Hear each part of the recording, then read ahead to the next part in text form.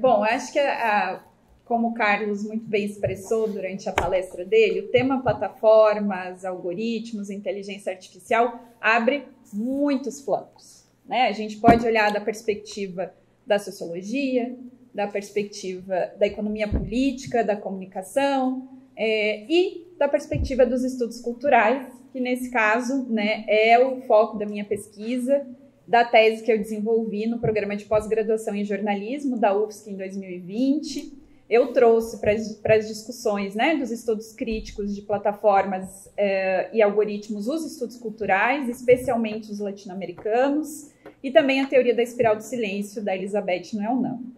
Ao optar, né, por essas duas perspectivas, a pesquisa ela explorou os processos sociais que envolvem algoritmos e sujeitos e investigou as implicações dessa relação na recepção e na circulação de conteúdos noticiosos nas plataformas digitais, né? Então, eu trabalhei com 2 grupos, com entrevistas em profundidade, realizada com 16 pessoas, para entender esse enredamento, né, entre algoritmos, sujeitos e as notícias, né, que circulam nesses espaços. E eu vou tentar resumir um pouco mais a minha fala, né, por conta do nosso cronograma e do nosso horário, mas para além do estudo de recepção, que me levou a muitos pensamentos e muitas inquietações, eu apresentei na tese um desenho do mapa do sistema das mediações algorítmicas, que é inspirado no legado e nos mapas noturnos do Martim Barbeiro. E após a defesa da tese, né, com a cabeça mais tranquila, eu acho que quem está aqui na pesquisa sabe que a gente, por vezes, né, tem que atropelar um pouco os processos para dar conta de tudo. Então, depois da defesa, né, depois de ter ouvido as considerações da banca, eu esfriei minha cabeça e eu me trouxe a seguinte inquietação, né? Como é possível mapear as dimensões simbólicas e materiais das mediações algorítmicas? Foi essa pergunta que orientou meu processo pós-defesa da tese e me inspirou a trabalhar com esse livro aqui. Foram 3 anos de estudo, leituras, releituras, desenhos e redesenhos, para conseguir encontrar formas de resolver essa pergunta que eu mesma me coloquei quando eu terminei a tese após a defesa, né? Então, o resultado é que esse livro ele apresenta o mapa das mediações algorítmicas como um ponto de partida para repensar abordagens conceituais que podem auxiliar na compreensão da plataformização em diversos campos sociais.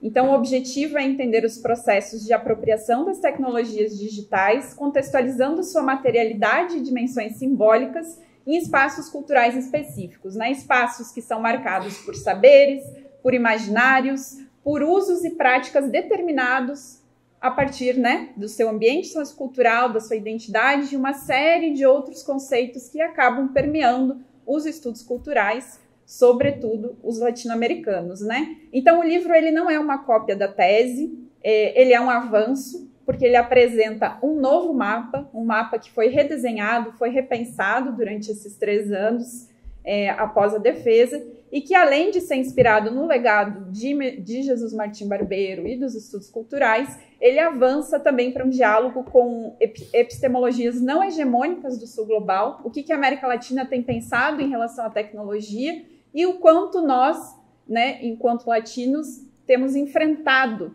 essa discussão em relação às plataformas nesse campo geográfico específico. E claro que eu avanço também, né, para o diálogo com os estudos críticos de plataformas em relação com o sul global. Então, é um desenho teórico-metodológico. A parte empírica da tese ela não foi, digamos assim, explorada em profundidade, porque eu escolhi esse caminho um pouco mais epistemológico, que permite explorar o enredamento complexo de plataformas, algoritmos, mediações e práticas individuais e coletivas dos sujeitos. Então, o livro, o jornalismo, né, que foi meu objeto central ali, também muito por conta do programa de pós-graduação em que eu desenvolvi o meu estudo, ele aparece, mas ele não é o centro da discussão, porque o livro traz a comunicação e as mediações culturais digitais para o centro do debate.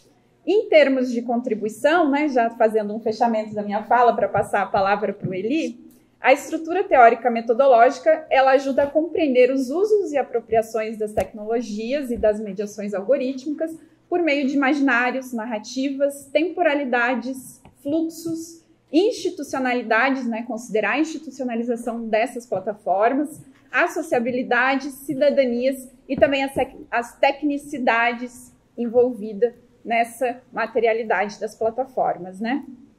Então, acaba que esse é o foco do livro.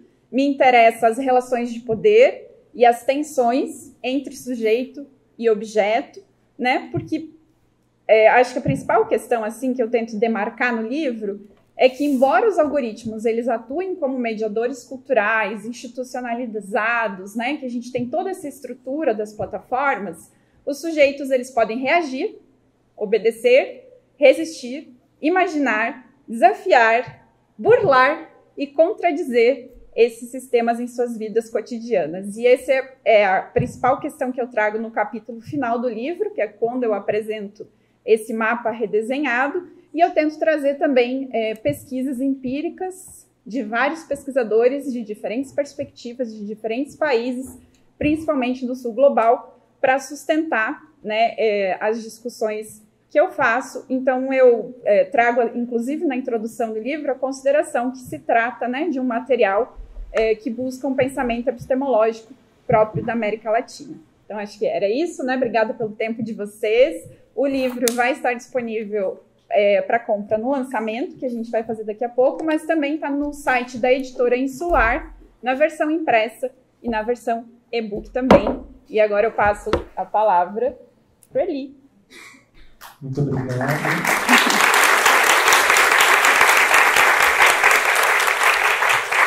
Deixa eu cortar o professor antes de começar a fala, só para falar o título do livro do professor, que é o Modo de Existência Algorítmico da Verdade como Imagem, a Imagem como Verdade. Então, professor Eli, também, por favor.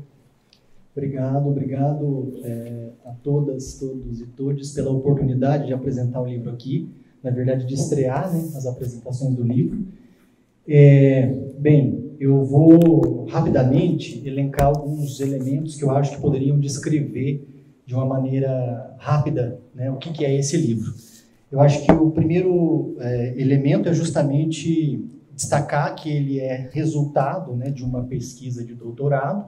Também não é propriamente a pesquisa, é uma pesquisa, na verdade é uma ponderação, né, dos elementos da própria tese, e numa escrita eu acho que é um pouco mais simples, né, que eu acho que a grande virtude, né, de um bom pesquisador talvez seja escrever de maneira mais simples, né. Eu acho que depois que você esfria a cabeça, né, é um pouco mais fácil de olhar para a tese e de alguma maneira de ir traduzindo aquilo, né. Então o livro é resultado desse esforço de uma retradução também de um trabalho de um trabalho científico, né. É uma pesquisa que possui, desde o seu início, uma intenção de fazer, de fato, um diálogo transdisciplinar, né? Isso significa que eu tentei trazer, né, sobretudo da filosofia da comunicação também, chaves de leitura para fenômenos específicos da comunicação. Então, o que mais me interessava, na verdade, sempre me interessou é a questão da imagem, né? E também, sobretudo, os modos de fruição da imagem na contemporaneidade, né? Bem, buscando investigar isso, eu me detive sobre uma espécie de fenomenologia da imagem, e aí me dedicando a um método que tem grande inspiração na obra do professor Georges de Dilberman, que é um autor hoje ainda não tão próximo do campo da comunicação, mas o livro foi no sentido também de trazer essa filosofia política, essa estética e essa filosofia do professor Georges de Dilberman para ler fenômenos comunicacionais contemporâneos. Então ele é também, de alguma maneira, experimental no próprio método, no sentido de ser uma primeira perspectiva em que eu procuro me posicionar em relação a esse método fenomenológico na comunicação. Então, ele, além disso, né, buscando justamente fazer essa fenomenologia, é também um trabalho que procura realizar, nesse sentido, uma espécie de arqueologia dos modos de ver, né? Então, para entender um pouco sobre a nossa forma de perceber a imagem hoje, e diria até de maneira mais ampla, de acessar as imagens, do ponto de vista também da percepção, eu fiz uma espécie de percurso histórico-teórico, né, em que eu procuro identificar modos de ver as imagens a partir do que eu assinalei no livro como a origem de um modo de ver a imagem ocidental. Tá? Então, nessa história, eu procuro descrever aqui 2 paradigmas fundamentais, né, a partir dos quais nós fomos, de alguma maneira, culturalmente, historicamente, ensinados a ver as imagens. Né? Um que tem o seu início, didaticamente falando, sobretudo na invenção do mecanismo da representação, a partir da tragédia, no teatro grego antigo, com a institucionalização da tragédia a partir de Eurípides, em que Eurípides nos ensina, de algum modo, a ver as imagens. Né? A partir daí, de algum modo, eu demarco 3 características fundamentais desse modo de ver as imagens, né? A partir da representação, mecanismo da representação, mecanismo da frontalidade em relação às imagens e o mecanismo da racionalidade. A imagem se torna algo científico, algo que deve ser visto e deve ser pensado e decifrado. Né? De algum modo, obviamente, que a história do conhecimento é também a história de transformação disso. Mas eu procuro defender a tese de que há aí uma espécie de germe, de embrião que permanece, né, entre as formas de ver. E isso está relacionado diretamente, né, aos modos de se, por exemplo, receber, né, as notícias, de se visualizar as imagens, as fotografias, os vídeos, hoje, por exemplo. Né, que se há uma interface a partir da qual nós lidamos com todas essas questões relacionadas a algoritmos, inteligência artificial, né, plataformas, é a partir das imagens. Né? De algum modo, a forma a partir da qual nós acessamos tudo isso, né, em última instância, no sentido forte do termo, as imagens. Né? Como é que isso opera em nós? Então, eu procurei fazer esse percurso e, a partir da eletricidade, identificar o que eu coloco como uma espécie de crise nessas formas de ver, ou nessa forma de ver que a Grécia Antiga, de algum modo, desperta a partir da tragédia e do teatro grego antigo. Né? E aí,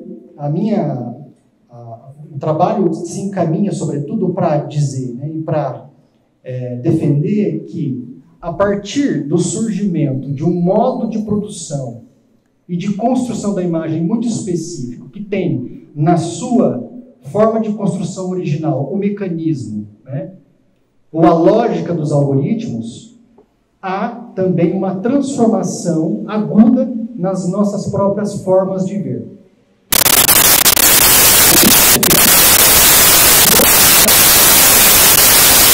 Uma nova forma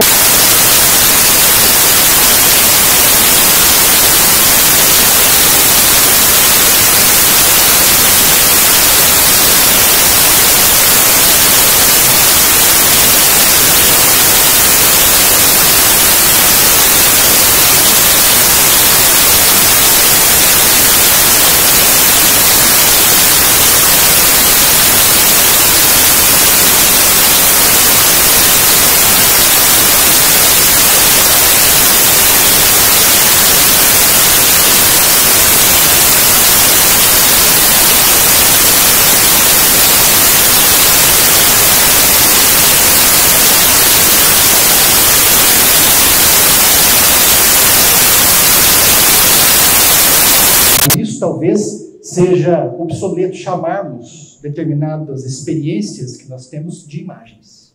Né?